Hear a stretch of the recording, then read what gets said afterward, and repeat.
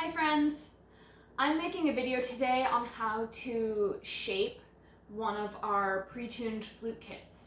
This would also work great if you were in the shaping stage of making one of our pre-board flute blanks. This video will likely work if you're making a flute from a flute kit provided by another flute maker. But today I'm going to be using Stellar flute kits. I am planning to release a long video that shows the entire process and also release short segments so that you can skip ahead to the part that you're the most interested in. So before we get started, it's a good idea to gather all the supplies that you'll need.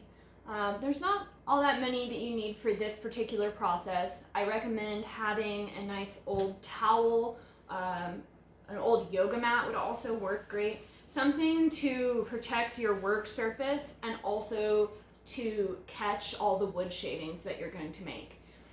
The towel will also help protect your cedar flute kit from being dented by whatever your work surface is, especially if you're working in a shop or something like that and you have kind of an uneven work surface.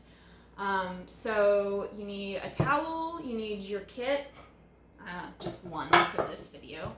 I'm going to set the blocks and the leather aside for now, and I am going to be using a small hand plane for this shaping tutorial. You can find these at your local hardware store. You can find them at Home Depot or Lowe's, or buy one on Amazon. They're often called micro planes or pocket planes, and they're super useful. I really prefer using a small plane to a larger woodworking plane because I just find them to be a more manageable size, and it's a little bit easier when you're trying to do detail work to have a small plane so you can actually see more of the flute that you're working on. So those are all the supplies you need. Go ahead and get your work surface all set up with your towel, and if you're able to work outside, that's really great too. This is going to make a lot of shavings, so just consider that you're going to need to sweep or vacuum up when you're finished.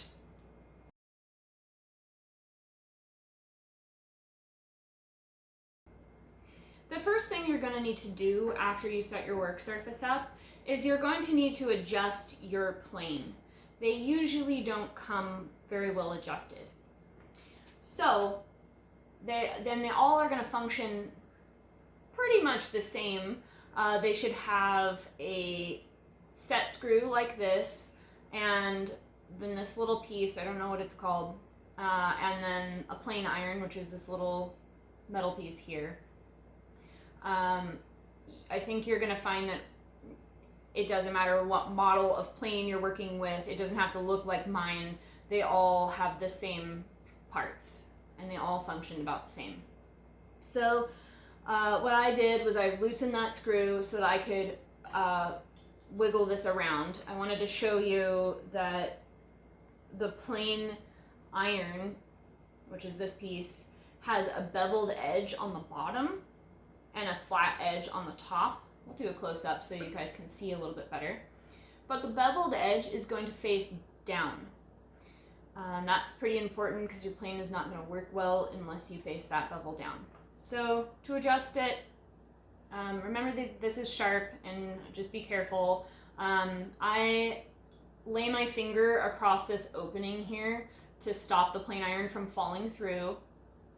And then I'm basically gently resting it against my finger. Then I put this piece in, and I tighten the screw a little bit, not fully tightened. I'm gonna feel this. It's a little easier to feel it rather than see it. So I'm going to feel along there. I'm not sliding my finger across it. I'm just pushing my finger here and there to feel that it's square, and that the plain iron is sticking out just a tiny little bit from the bottom. And you can adjust it, set screw. You can either just finger tighten it, or you can use a screwdriver. And then you can test it to see if it's cutting the right amount by gently rubbing it across your one of the corners of your flute, and it should pull out a nice shaving like that. That's set about the right depth. You will find that when you're carving your flute kit, you'll have to reset the plane a couple times depending on the quality. They tend to loosen and the blade will slip back, so you'll be carving and it'll stop working. Also, they clog up with wood shavings, so when they clog up, you have to actually pull the plane iron all the way out, pull the shavings out, and then put it back in, and that's just going to happen a number of times during this process, so it's really good to learn how to set that up.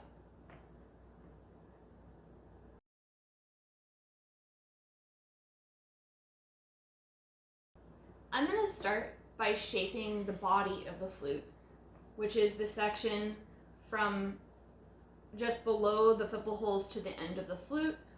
There's no particular reason to start with this. I just prefer to start with this part of the flute. I will carve this part of the flute first with the flute angled like this, and then I will carve the mouth end with the mouth end facing the table. That's because we always push the plane away from us, and it's going to just be a lot easier if you angle the flute away from you to get enough leverage to carve. So to begin with, we start shaving the corners off of the flute. So I'm actually going to, I think I'm going to have to kneel on my chair. You might find that you have to stand up to get enough leverage.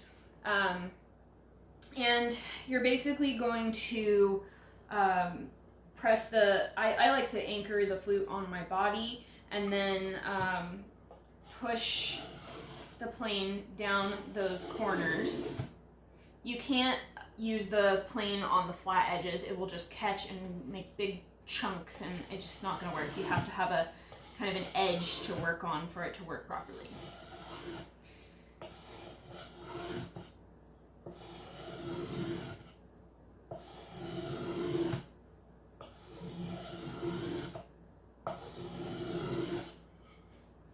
You can keep rotating your flute as you go. Or if you would rather, you can just work on one of these edges at a time and carve it until it's round. You can see, and I'll take a close-up of this so you can see it easier, but we're going to start rounding the flute over, and you'll want to keep checking the end of the flute here and making sure that you're not making one side much different from the other.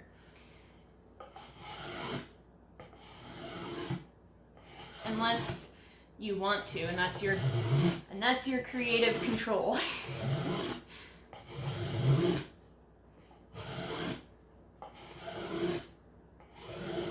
Let me know in the comments what you like to do with your cedar shavings.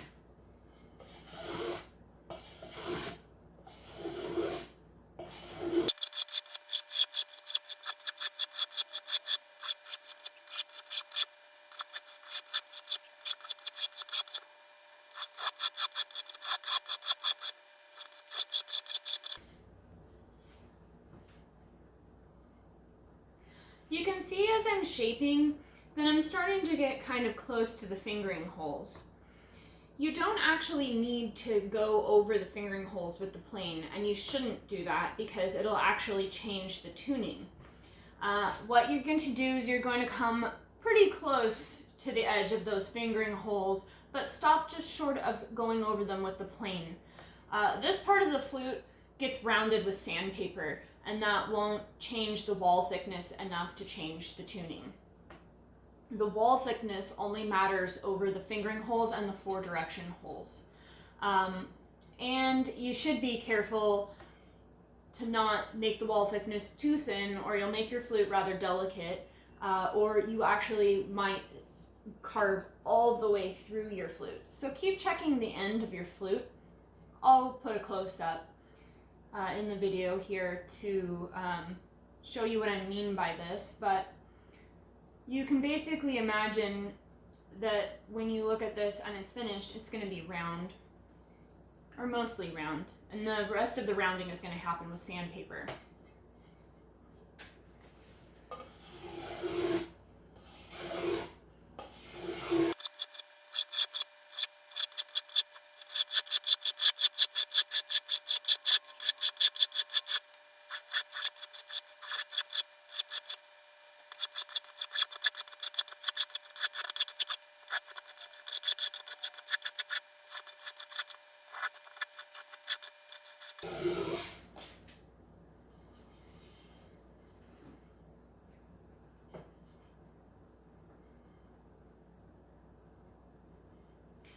Now the body of the flute is as round as I want it right now.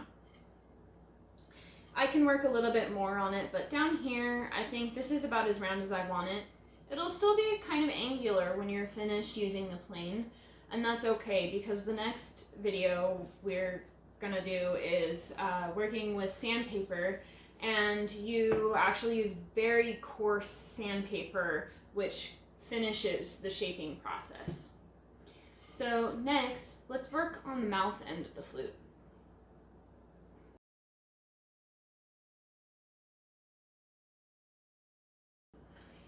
To shape the mouth end of the flute, I'm going to turn the flute around the other direction and I'm going to angle it down like this. We're going to take short passes with the plane and we're going to start about here and work the plane off the end of the flute. This area is going to remain square for right now. One thing to keep in mind when you're tapering the end of the flute is that there is a chamber in here. It goes from this wall of the fipple up to about this point on the flute. And it's the same diameter as the main bore of the flute. So if you taper it too steeply, you may break into that chamber, and that will effectively ruin your flute kit. So be very careful. You can look at pictures of how much taper we put on our finished flutes to get a good idea of how much it's safe to taper. So I'm going to angle the flute kit down. Again, I'm going to stand to get more leverage, and I'm going to start playing about here and move my way off the flute. Some people find that it's helpful to draw a circle on the end of the flute to kind of give them a guide so that they can make a nice round mouth end. I'm going to do it by eye.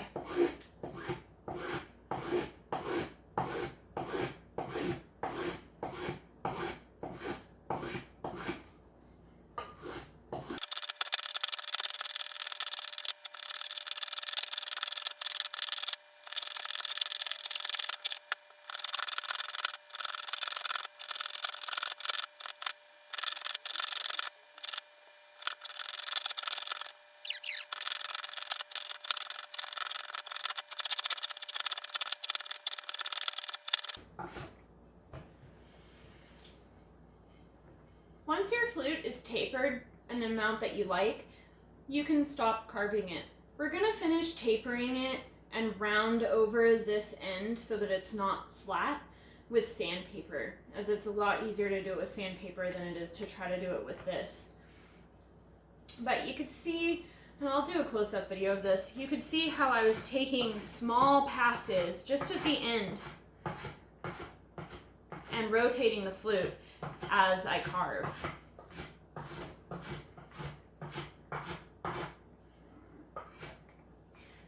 There's a shape which is probably hard to see in this video that kind of looks like a diamond here.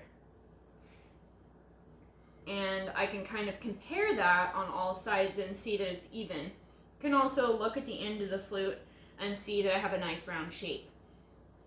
So I'm pretty happy with the way that looks. I think I would like this area of the flute to be a little bit more round. So I think I'll hold it this way again, and I'm gonna go over that area of the flute to round it a little bit more.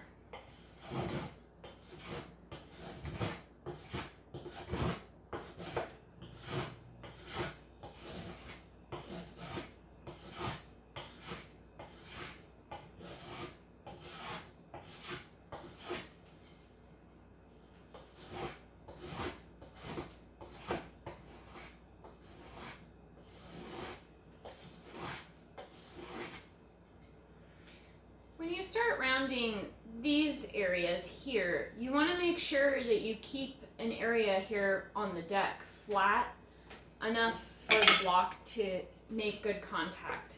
You can take your block and you can even trace it on there, just to make sure that you don't round the deck over so much that your block doesn't sit flat anymore. You don't want to be able to see light when you look under your block. It should be sitting perfectly flat to make a nice seal with the flute there. So I know about how much I can take off, which is just a little bit. So I'm just going to be slow and careful in this area of the flute, because it's very common for people to round the deck. This is the deck. To round the deck over, and then their block won't sit flat.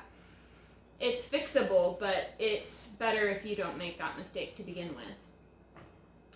Another thing is happening here that I want to point out. There's part of the grain that's really not liking being carved in the direction that I'm trying to carve it. So it's kind of taking big chunks out instead of nice peels.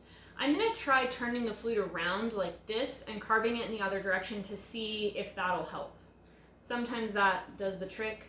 Sometimes it's better to just set the plane aside and shape that with sandpaper, because it can be really annoying. That's working. I'm being really careful to keep my hands away from the plane.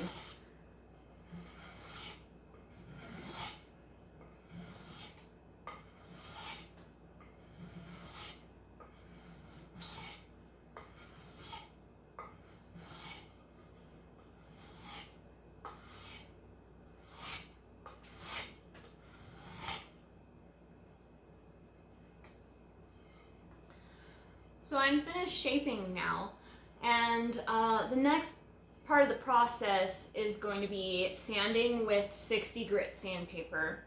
The 60 grit sandpaper is very coarse, and it'll finish the shaping process. So when you're finished with the plane, your flute's going to still feel angular. It's not perfectly round, but it's quite easy to sand it smooth with that coarse grit of sandpaper.